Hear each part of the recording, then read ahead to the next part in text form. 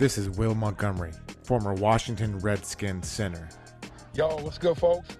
This is Trey Johnson, the headbanger, yo, and you're listening to Mess Hall with Rally Captain and Tailgate Ted. Word. What's going on, Rally? How you been, man? Oh, Ted, my man. Boy, I've been great. And we got a lot to cover on this episode today, so I can't wait to get into it. Let's do it, brother. We do have a lot to cover, man. We took a week off. That was on me. I was out of the country enjoying some cervezas and some tequila, probably a little bit too much. But before I jump into that, man, how'd that Century ride go? You've been training for that thing for months. Our listeners have been following your progress on TikTok and on Twitter. And I saw that it happened when I was gone, man. How'd everything go? Oh, man, it went nice. Cambridge, Maryland is just a great flat, thank God, surface that we were able to get it in. And I was able to finish the ride in 7 hours and 21 minutes.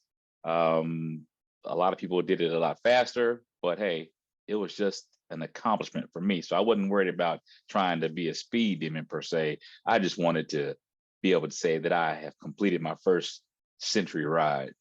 7 hours straight. You didn't take a break. You didn't. Oh, no. Okay. So they have fuel stops or rest stops. So like at the 25-mile mark or 26-mile mark, you fuel up, you get some Gatorade, some type of juice or, bananas, pickle juice, that type of thing, to get your carbs back up. And then you ride for another maybe 25 miles or whatever have you. And there's another stop and kind of the same thing goes along. And I'd say that when I got to mile marker like 75 to 80, that's when it got tough, bro. Those last 20 miles just seemed just to just wear on me, man. But hey, I persevered. Here I am, and it's all good, man. I'm very happy that I was able to complete it. I don't think that I would ride another one. I think that what I'll do is I'll ride the 50. They have 60, 50, 30. Well, 30 doesn't do anything for me anymore. So 50 to 60 is where I am now, to where I can start doing those on a constant basis. Man, you got to get like a more relaxing hobby, because you ever do Google Maps, right? And you're trying to find out how far a destination is. And they give you the option if you're driving there, or if you're taking public transportation, or if you're going to bike there or walk there. And I always wonder, like, it'll take me 2 days to walk to Ocean City, Maryland, apparently from here. Like, who the hell does that? But then it gives you the hours if you're biking. Like, yeah, I didn't know who would ever do that, but apparently that's you. Yeah. And well, B Mitch does it. So I mean, ride that Riding 30 crew. Shout out to them. He's a little crazy. I mean, he admits it, but I gotta say, man, that it's an excellent way to exercise and get exercise for your body. I burned, I think, like 2,500 calories. I mean, it was just a good day, and the weather cooperated, no rain or anything like that. And in Cambridge, Maryland, like I said, has some great scenery. I was able to go past the Harriet Tubman Museum, Underground Railroad. Yeah. So I mean, it was nice, man. That's awesome, man. I drive past that thing all the time, and I'll be thinking about you this weekend when I'm driving out there. And notice I said driving, because zero chance you will catch me riding a bike anywhere around there. I got a Peloton behind me. I got to actually submit for part of that recall, since that thing is potentially going to break if I'm sitting on top of it. Good news is I haven't sat on top of it in a while, so no worries about it busting. So basically, what you're telling me is it's a new closet. Yeah, actually, I'm looking at it right now. There's a pair of headphones on it, and I got some Commander's gear that's strewn upon it. And after getting back from Mexico, I kind of wish I rode that thing and got on it before I actually went on my trip, because I went out there to go surfing. And oh my gosh, man, I thought I was in decent shape. I've lost some LBs, but they took us surfing in, I haven't been longboarding and actually out there. I typically go out in Ocean City. Not the same at all. You're paddling out for basically 200 yards, maybe 150 yards Okay. in this beach that's all rocks. There was a point break out there. So the waves were breaking at the exact same spot every single time. Absolutely gorgeous if that's what you're into. Okay. No more than 2 feet, nothing big. So perfect for, I'm a beginner when it comes to surfing.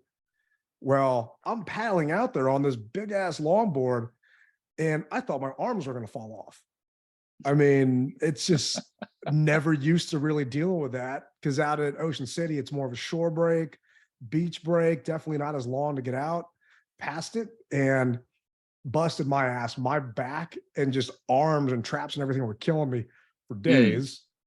And then I ended up, if any of you follow me on Instagram, ended up cutting my foot up, man. And luckily it was I think 3 more days left in the trip. Got on the board, riding it, taking it in, and jumped off on the side, sliced my foot wide open on a freaking rock. So the surf instructors didn't give a damn. I hobbled my ass back to shore, and then I had to limp all the way back to the actual surf shop. It was maybe a 10-minute walk, but a lot longer on one foot. And then I get back to the surf shop and they try and clean it up for me. Let's just say the doctor had to come visit me at the hotel 2 days later because they didn't do a good job at the surf shop. Shocker. And hoping to get back on my feet in time for OTAs so I can be out there. And I actually was jealous, man, because when I was coming back, I saw that you were at Rookie Minicamp. Yeah. But before we go into Rookie Minicamp, let me ask you a question. So you step off the board, you hit the rock, and now you're bleeding, and I'm sure you're bleeding profusely. So did it ever in your mind did you think, well, damn, I know that sharks like blood. I'm bleeding in the water. Where's Jaws? Did it ever cross your mind? No, it actually, now that you point that out, it probably should have crossed my mind. It didn't because one foot was so banged up, but not actually cut up, the one that we're going to actually walk on, and then the other one was bleeding. So I'm just literally trying to keep sand out of it the entire time. And there was, not to get too graphic, there was seaweed in it. So it's like, I was just in bad shape, and I got this board I got to carry at the same time. So I just said, F this. I just left the board there. Let the instructors deal with that later. And they had pictures of everybody afterwards, right? That they did like a slideshow. They apparently didn't get me once in any of the pictures. And I know I stood up on that damn thing. So I want my money back because I got no proof other than this cut on my foot that it actually happened. Damn. Because see, the reason why I bring that up is because I was in the Bahamas one time and was swimming. And, I didn't want to get my head into the water because it's salt water, it hurts your eyes. So I was kind of, doggy paddling, if you will, my head above water. And all of a sudden, unlike you, but I hit a rock with my ankle and just opened it wide open, and blood was going everywhere. And I was hurt. But the only thing that I could think about in my mind was, are there sharks near here? That made me speed up my swimming. So the head went down the proper way. I didn't care about my eyes burning or anything. Or your hair. I wanted to get back to land. Who cares about hair? I'm not a girl. but I'm talking about just getting back to land because only thing in the back of my mind, I saw Jaws. Now I didn't see Jaws, but in my mind, I saw Jaws. And so I said, I put the head down and started doing the full swim, bro. And I got back to the beach, and luckily mine wasn't as bad as yours, but I was able to just apply direct pressure with the bandage, but I didn't have to get stitches or anything like that. Yeah, it never came across, but at the resort I was at, I brought my board with me from DC, and I went out there, caught a bunch of waves, was hanging out. There were apparently like stingrays all along the beach that were jumping out of the water. And I was wondering, why am I the only one out here? Turns out that's why, because people were just scared. They didn't say not to go out, but just depending on the time of day, you might not want to be there. And I don't know. To me, I think I read somewhere, and I don't even want to bring it up, but like the odds of you getting bit by a shark is 1 in like 11.5 million. But Okay. the day it happens, good luck trying to buy a lottery ticket because it ain't gonna look too good for you at that point. Nah. So did you have to buy like oversized luggage for your board? Yeah, we went Southwest, so it actually Okay, took care of the oversized luggage and didn't have to worry about it. Kind cool. of wish we didn't do that because it was a long flight home because we did the whole Southwest thing and everything else. But man, if anyone enjoys stuff like that, getting out to this place in Mexico was absolutely gorgeous. Other than all Cool. the rocks, it was definitely a good time. All right. Now that we've got the shark stuff out of the air or out of the water, shall I say, let's get into this rookie mini camp. And Ted, this is the first time that we're basically able to see pieces of the team, from where we left off last year, as far as the rookies are concerned, and being able to see fans, Coach Rivera, Eric Bieniemy, and the top rookies and undrafted free agents that we have. Man, I was excited, man. So I have to say that there's a gentleman by the name of Jadakiss Bonds, and he reminds me of Cam Sims. And I say that because Didn't work I out didn't too well know. for Cam. No, I know it didn't, but here where I'm going with this. So his back is turned to me, and I'm looking and I'm walking and I'm saying, man, I thought we got rid of Cam Sims. Hairstyle, body style, and type reminds me of Cam Sims. He just does. I mean, make no bones about it. So he's going through plays, and the first couple of plays, Ted, he did not look good. He just didn't look good at all. And I think it was maybe because he was having opening day jitters. So all of a sudden, he shook it off and he was catching everything, bro. So on that aspect, he did not remind me of Cam Sims. But prior to that, just looking at his body type, Cam Sims body double all day long, and you will never get anybody else to say differently. So if you see it, you're gonna say, "Rally, I see exactly what you're talking about." But the kid can catch, and if I'm not mistaken, he's coming from Hampton, so I wouldn't be surprised if he doesn't, or he does make the team. I wouldn't be surprised if he makes it, because the guy, he was snagging everything. Who was throwing him the ball when he was dropping it? Was it Sam or who was it? No, Sam was none of the veterans were out Oh there. yeah. I think he's a rookie. He's not. He only played one Yeah, game. So yeah. he's not. Yeah, he's not a rookie. He can pin it on his shoulder to, hey, I'm not a rookie. Get off my jock, Ted. But I don't remember the kid's name because they had like 4 quarterbacks. But the quarterback that did catch my eye was Todd Centeio. Centeio, if I pronounced that correctly, and he's from James Madison. Fundamentals, the guy looks good. Will he make the team? I don't know, but just the first day out there throwing the ball, his fundamentals, he looked good. He looked crisp. He looked sharp. And I was just impressed by him. And the mere fact that I even know his name should tell you something. The other highlight that I'm sure you've been hearing about is Forbes. Forbes got out there and I saw him snag his first pick, Ted. And bro, if this is any inclination of how the kid is going to be, he is going to be nice.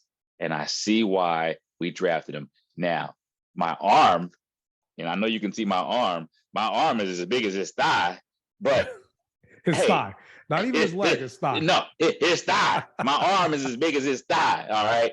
But look, they were calling him Flacco on the sidelines. And for everybody that speaks Spanish, Flacco is skinny. So they were calling him Flacco. So that might be his nickname. I don't know. But but the kid can ball, even though he may be a little slim. And I was happy to see that. Now I want to see him in pads, and I want to see him go through some hitting drills to be able to say, okay, yeah. But other than that, I can see he has the gumps. The other highlight that I want to talk about is running back Rodriguez. Now, Rodriguez his first day, if I have to be honest with everyone, okay, he kind of didn't do well. All right. But individual drills or just in what aspect? Individual drills.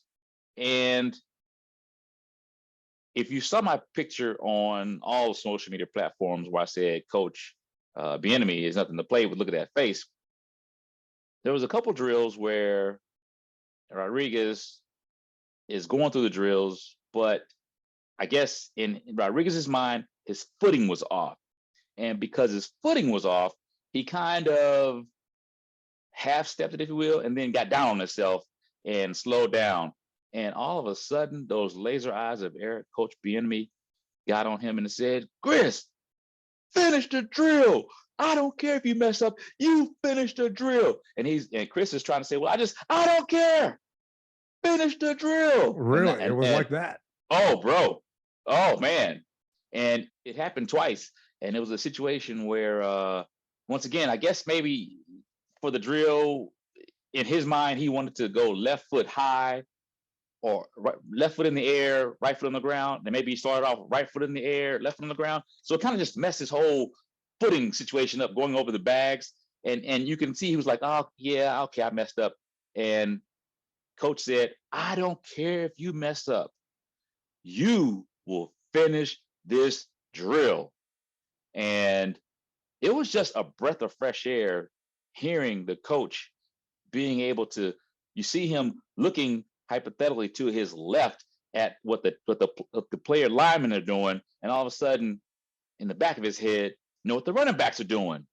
It was amazing. And then when the team finally did the makeshift line, or however you want to look at it, 7-on-7 drills, when they finally did line up, and he told the center, this is your huddle.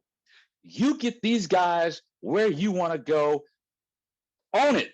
And a couple times, the center was in his position to where he was lined up where he wanted to be, but the other players were off kilter. They weren't around him. Gotcha. And coach said, stop it. God dang it. Get them lined up the way you want to. And it was just, Ted, I haven't heard this man since high school. I hadn't heard this since a little bit of college. I just hadn't heard it. And so even throughout the different training camps, and we know that we've been through a lot, brother, I haven't heard it.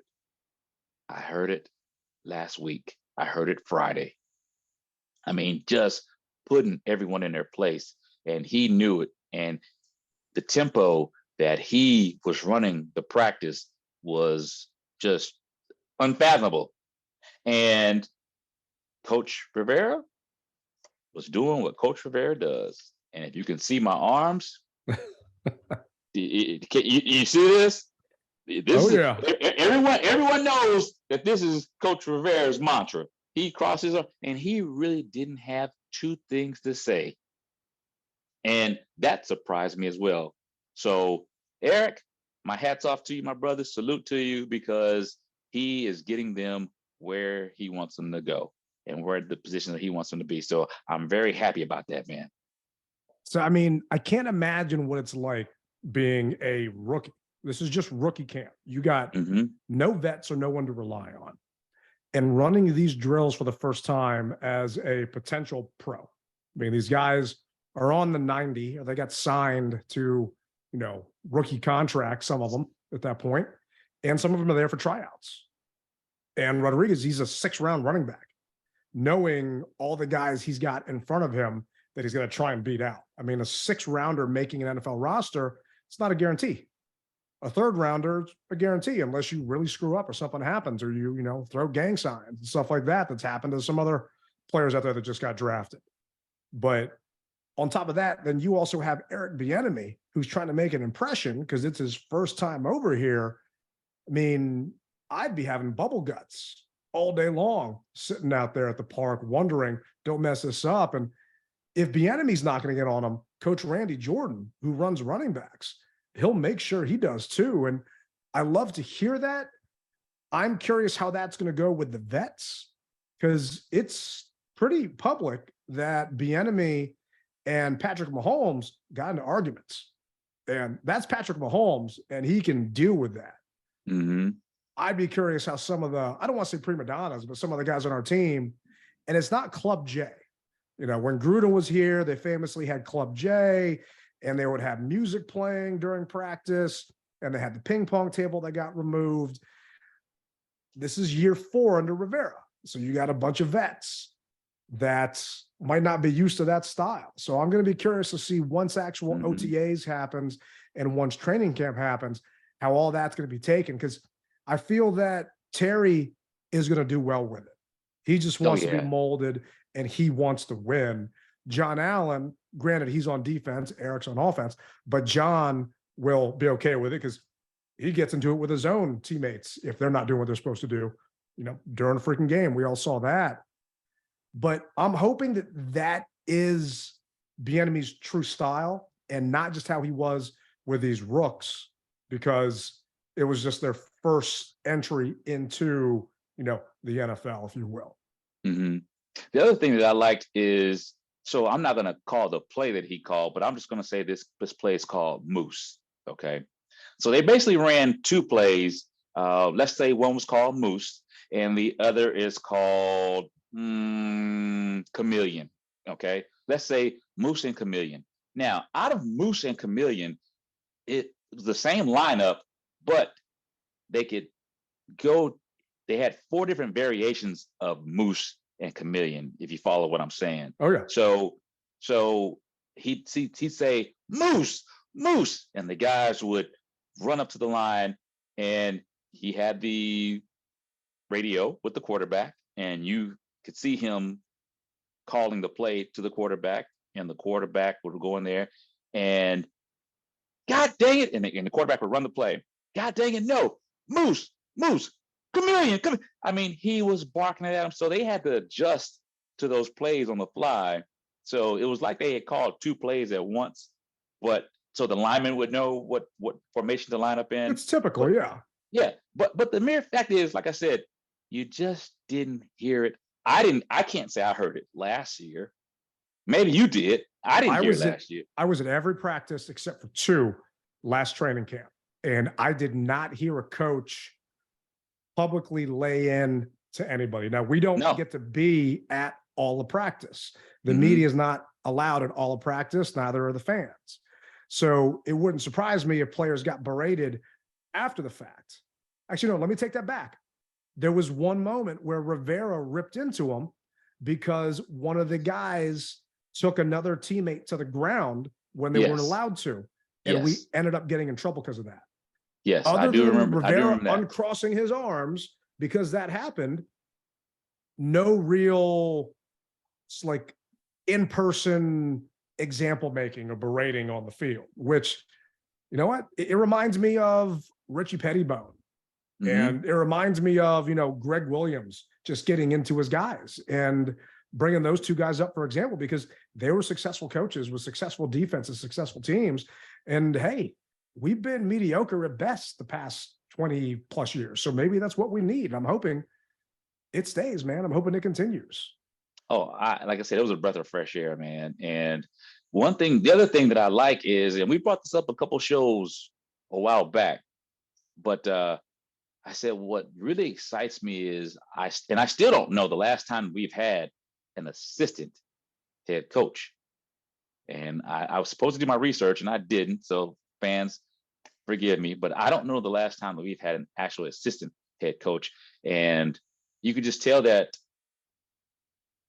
the pressure was off of Rivera a little bit. Now, the interim dealings that he may have, his interim pressure, that's going to be there. But you could just look and see that he was just a little bit more relaxed, having someone else do what he was doing for the last 4 years. See, I don't feel that Rivera was even really doing that because he's more defense and he doesn't really have a lot to say when it comes to play calling or anything like that. That was more so Scott Turner. But I also feel that he's just his whole way here, he's been CEO. He's had Right. all these other guys. He let Del Rio deal with his guys. He let Scott Turner deal with his guys.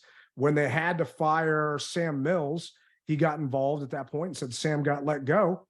And then when Coach Z took over, it was just his whole thing to run with. And maybe that's just how Rivera does his coaching. And I don't think he's a good coach. I don't understand why people treat him like Vince Lombardi.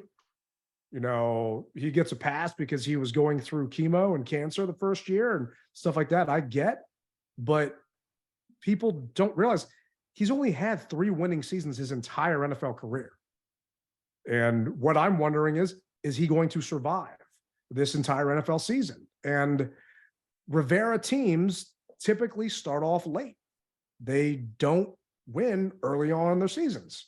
And the NFL schedule came out last Thursday.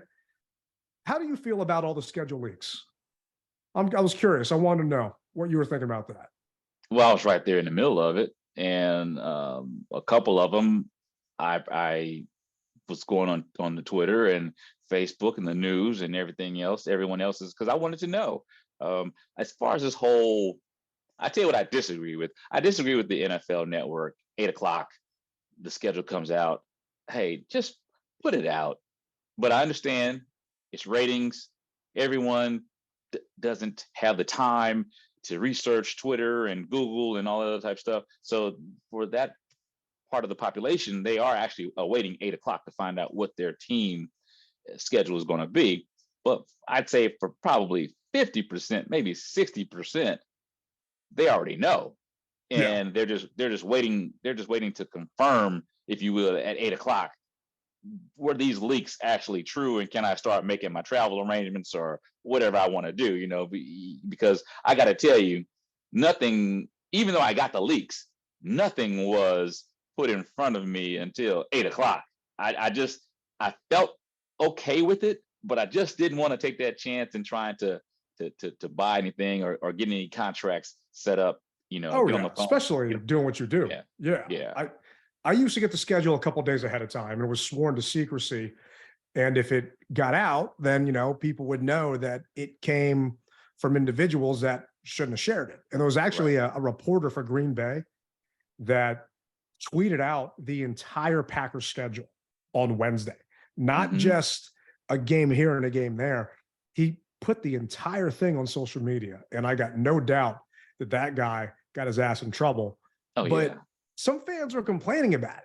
Like, I think JP Finley talked about one game, and then it leaked out that we were playing the Cowboys on Thanksgiving ahead of time. Like, to me, it's kind of fun. They're like little Easter eggs you find. And I went to go see Guardians of the Galaxy, right? Volume 3 before I left the States, because I didn't want someone on Twitter to spoil the movie for me and screw it up. And to me, the schedule leaks are like Easter eggs that you're finding in a movie that you're looking forward to, and you're watching, you're hanging out there, and then all of a sudden, all of it's there. And it didn't really bother me because I'm out in Mexico and I'm seeing all these different things. And we're supposed to go to a wedding in October, and the bride and groom, I flat out told them, I don't know if I can go. You guys got to talk to Roger Goodell, because either if we got a home game, I'm not there, or if it's a bye week, then maybe we can show up. And we actually got a text message from them saying, saw the schedule came out. You guys got an away game. Get ready to book your ticket. I'm like, whoa, hold on here. Because I was in Mexico on a time delay out there and didn't actually get to see it yet. But when it dropped, what were your thoughts about the schedule? I kind of got my reaction. I'm curious how you felt. And it's obviously gonna be a little bit different because you're planning all these trips for everybody through sbevents.net. Well, I have to say that I'm not a fan of the Thanksgiving game. I'm not a fan of us playing on Thanksgiving, any holiday, if you will, whether it be Thanksgiving, Christmas, or New Year's. I'm just not a fan of it. I'm right there with it. Last year we played San Francisco on Christmas Eve, and then we had the flight debacle from hell. But that got stranded in Denver. Yeah, that had nothing to do with the game or anything. But I just don't like it. I feel as though I'm not going to say that the rivalry is dead per se. I still do believe that there's a rivalry. I just don't think that our squad should play on those days. And maybe I'm a little biased, but that's just me. So here's my problem with Thanksgiving. It's the 5th time we're playing out there in 8 seasons. Okay. It's obviously a primetime game. It's a big, meaningful game. You would think the NFL wants the best game they can possibly get for those games because everyone in the world is watching this. I'm not joking. I mean, you got people in different military bases watching, the Cowboys on Thanksgiving, watching the Lions on Thanksgiving. Yeah. We're playing them on a short week. We play the Giants on the 19th, that Sunday. Then we got the Cowboys that Thursday. The team is going to fly out that Wednesday. Monday is going to be a rest day, typically is. And then you got Tuesday. So you don't have time to truly put a game plan together for Dallas. I haven't looked at Dallas's schedule to see who they play the week prior. I'll pull it up here in a minute. But if the NFL really cared about that matchup and the Cowboys versus Commanders or, prior Redskins, they wouldn't have given that to us. They would have gave us a bye or something else prior to that so both teams could be at their best. And I feel they're doing us a disservice by booking us for that game. Yeah, totally agree with you. It's unfair. And then we as fans have to hear, if we lose, your team got blown out. Well, wait a minute. Look why we possibly got blown out. And like you said, it's because of a short week. And it's just no fun. And what we do know is the NFL always looks out for Dallas. Jerry Jones, there's just no ifs, ands, or buts about it. They look out for Jerry Jones. He brings money, but don't bring the money against us. I mean, come on. Put it on somebody else. And the Cowboys are playing the Panthers ahead of time. So they're not playing a division game. We're playing a division game, our second division game against the Giants.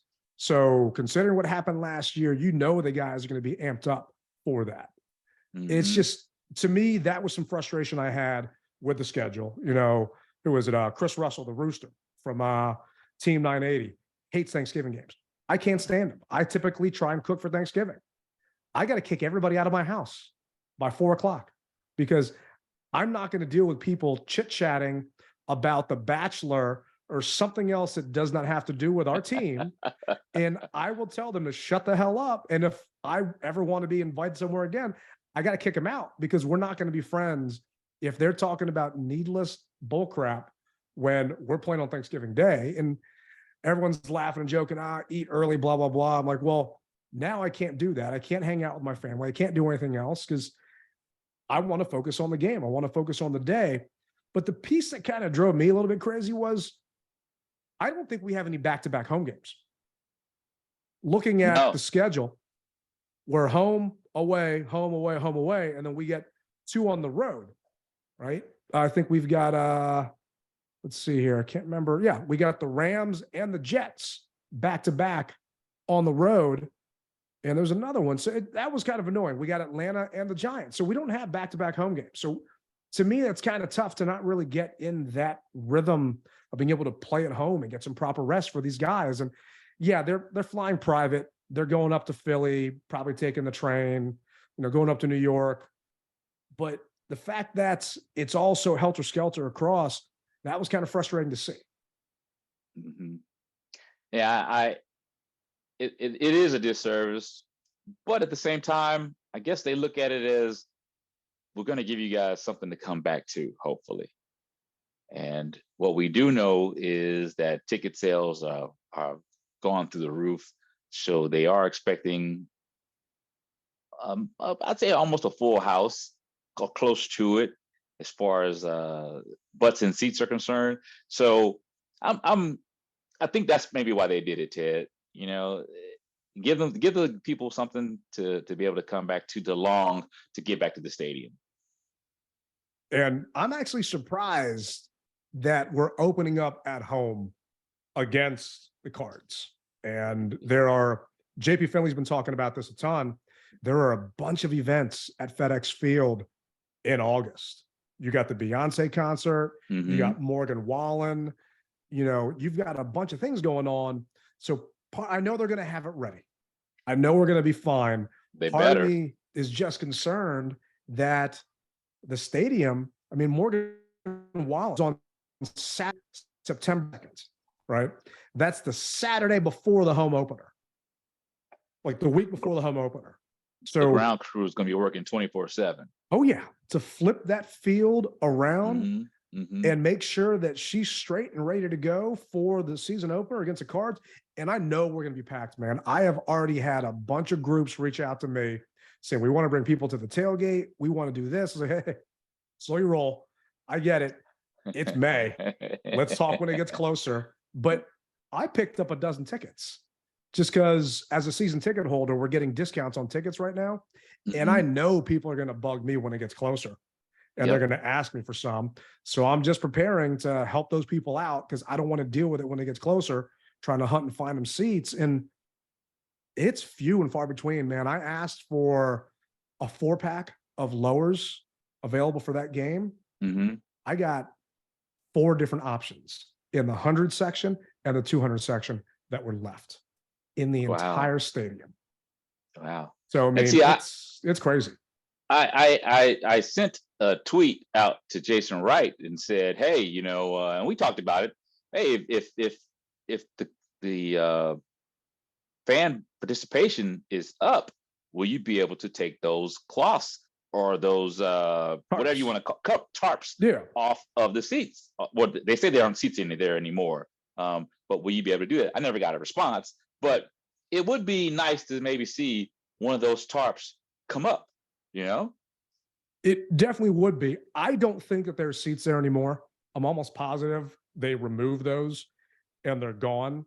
Some of the ones were just old ratty seats and they weren't doing well, but ESPN, Seth Wickersham and John Keim actually somehow got a hold of a prospectus that was created for Josh Harris to provide to the other 16 or 17 owners that he was trying to, potential owners, to help bid on the Commanders. So inside this document, they break down a bunch of different things. If you guys haven't seen it yet, we'll tweet it out there so you can find it. There's a lot of interesting stuff. One thing I thought that was really interesting was the fact that they're talking about a new stadium in 2031. And we all know the lease at FedEx. Well, I don't want to say we all know. Some of us know the lease in FedEx is up in 2027. We've been stating for a while, they're going to go year to year on that thing. They don't have to actually move. They're not going to be homeless. They're not going to play out of Byrd Stadium at the University of Maryland. They're still going to be at FedEx. But the fact that in this prospectus, they're talking about, you know, a potential stadium being in 2031. Well, that is a while from now. So they know that they actually have to make improvements to FedEx Field. And in the article, and I can't find it exactly, but I want to say they talked about $100 million worth of improvements to FedEx Field. So I'd be interested, what are you going to improve? Are you going to put more seats back in for potential revenue at the gate? To me, it's like you're selling a house, right? It's a fixer-upper. You make investments in your kitchen and in your bathrooms because that increases property value. Well, is adding another 10,000 seats going to get them the money back on that investment by 2031 if we feel that we're going to be ready for a new stadium in 7-8 years? I don't know.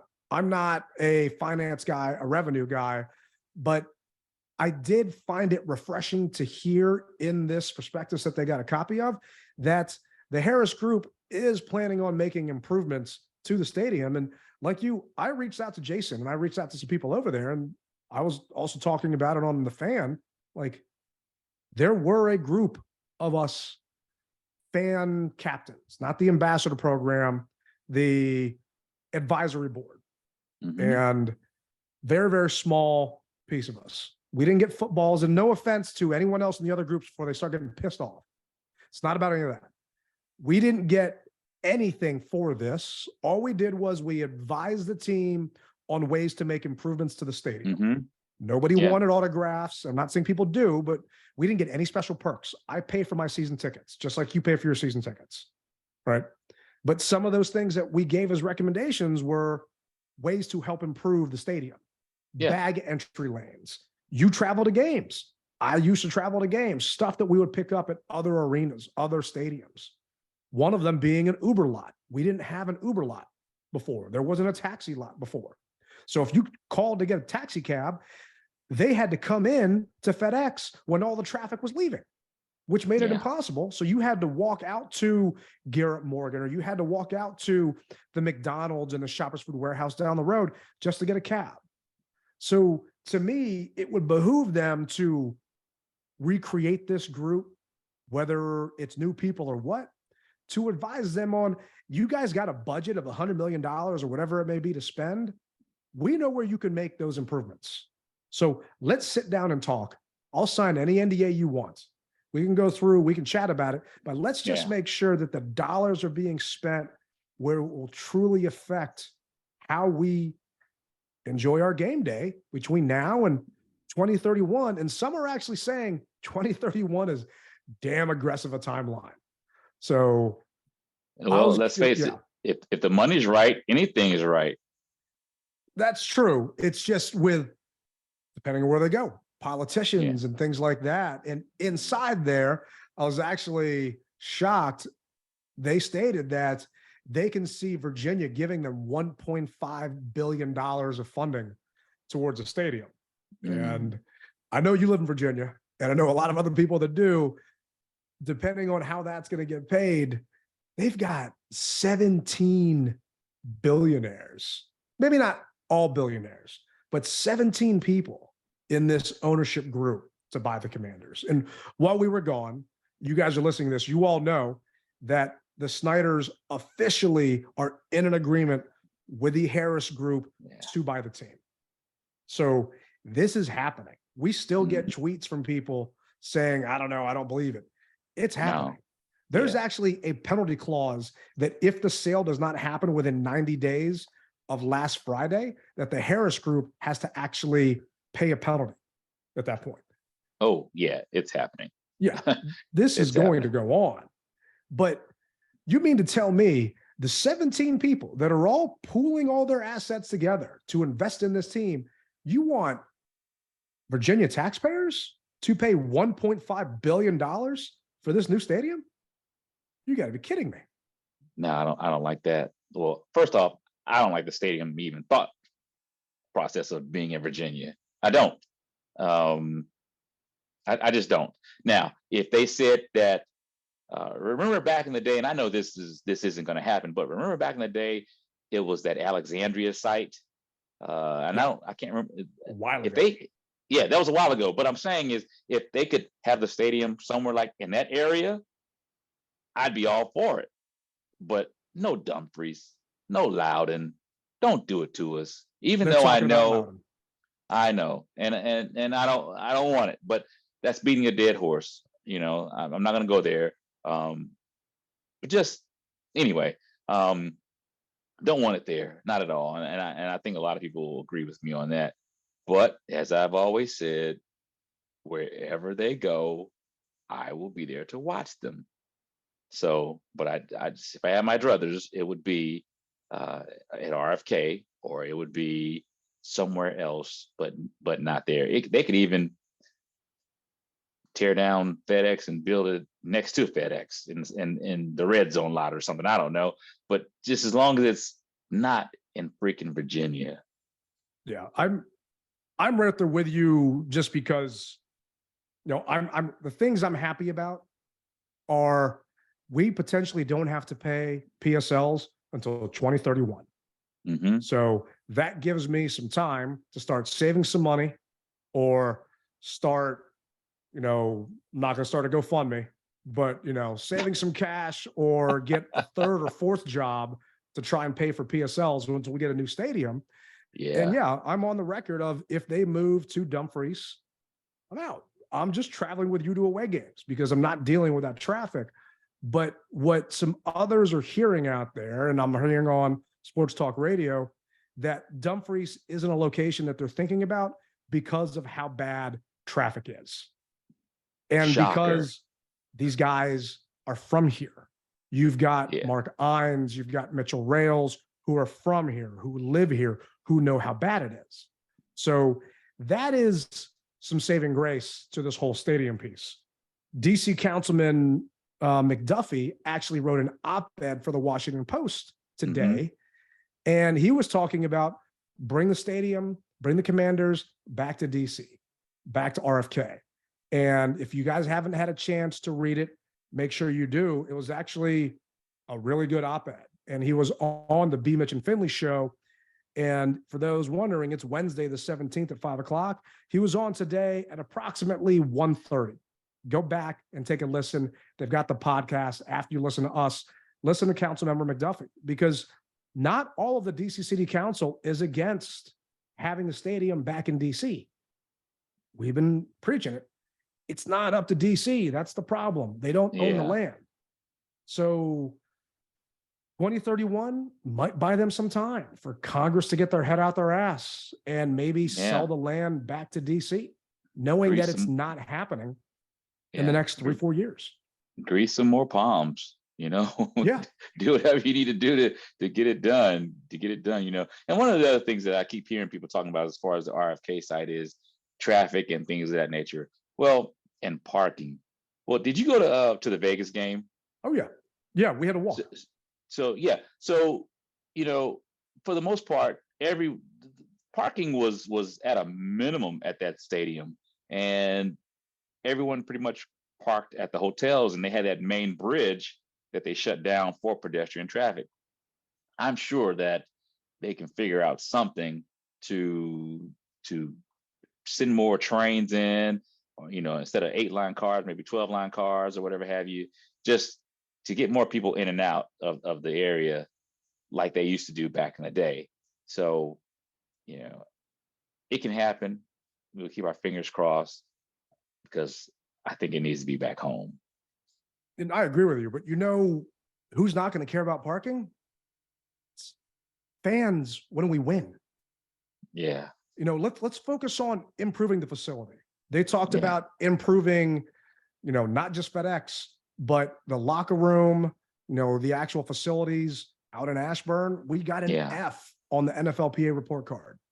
Improve those things that are going to hopefully convince players, if everything is the same, to want to come here versus another town, because maybe we move that F from a B. I'm not going to give them an A right away, but let's focus on that. Let's stop worrying about this new stadium or where it's going to go, because it's going to be years before it happens. And there's a lot of moving parts of that thing. But what's the one thing that you want them to do day one? Ink's dry. They have their press conference and they're addressing the media. They're addressing the fans. What's the one thing you want to hear from the Harris, Rails, Johnson, and 15 other people's group? The first thing I think that I would want to go to is not even a product on the field, because that's going to be taken care of. Give me better traffic patterns. Give me better ways to be able to get in and out of the stadium unabated. I mean, because right now, and I understand that anytime you have 60,000 people, 70,000 people to any event, you're going to have traffic issues, but I think it could be better.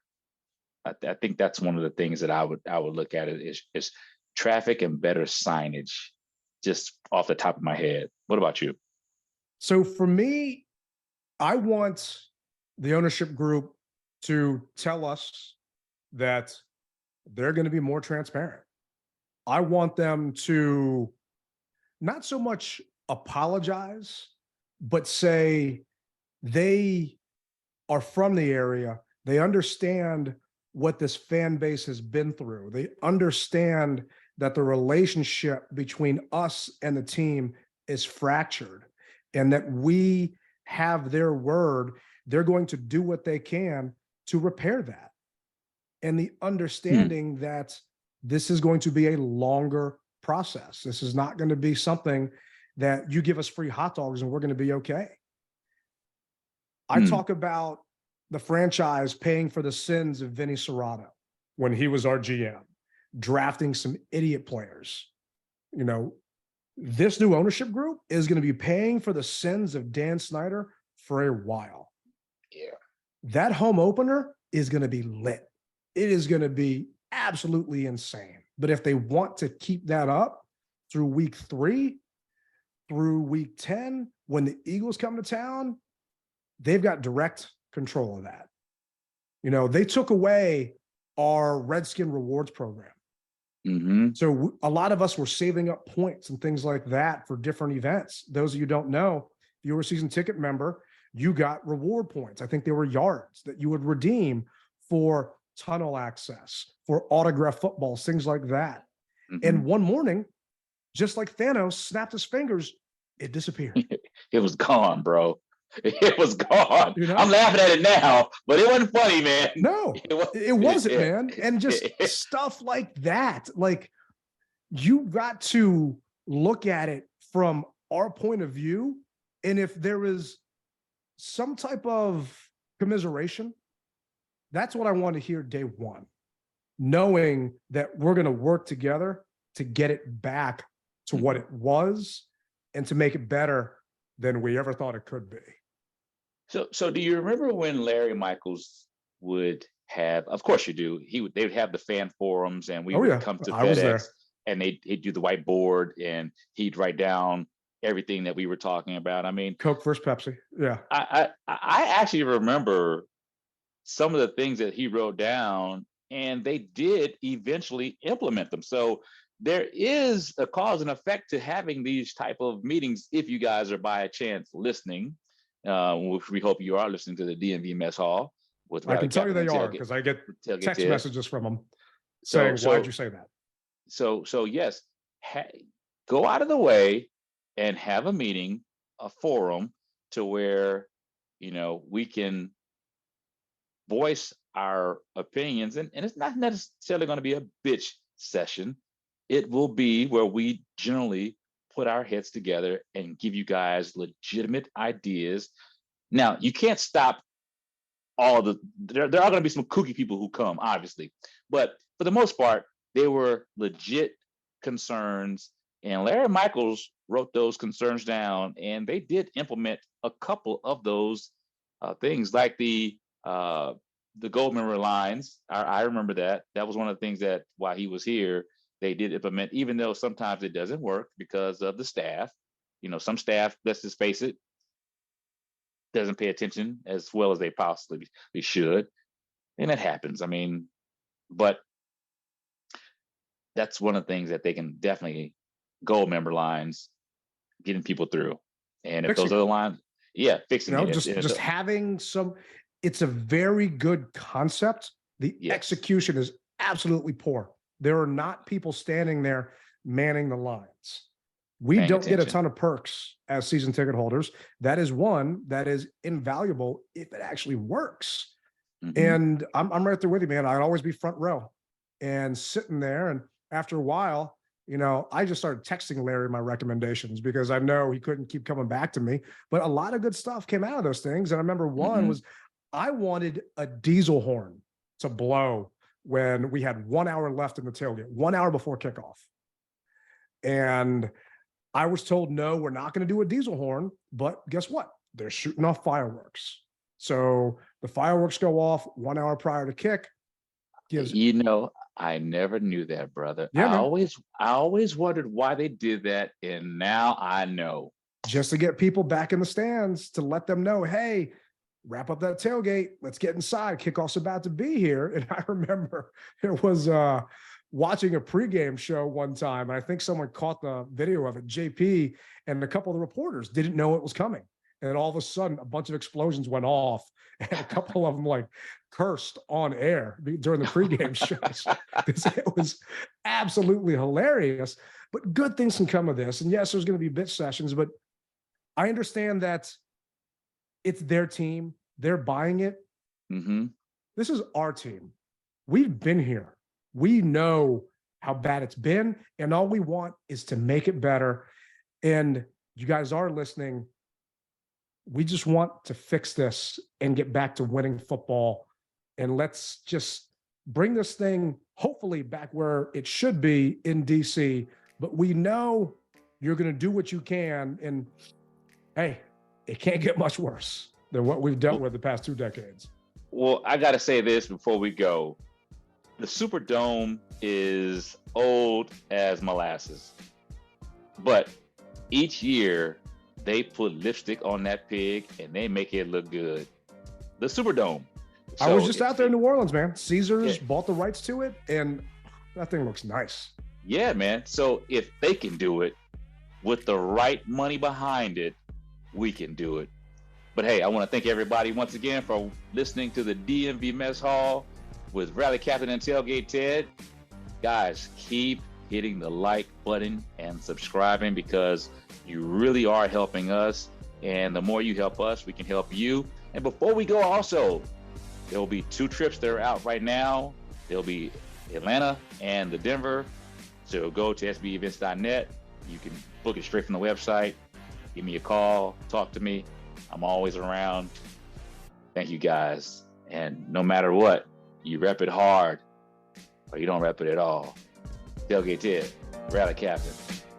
We'll be out.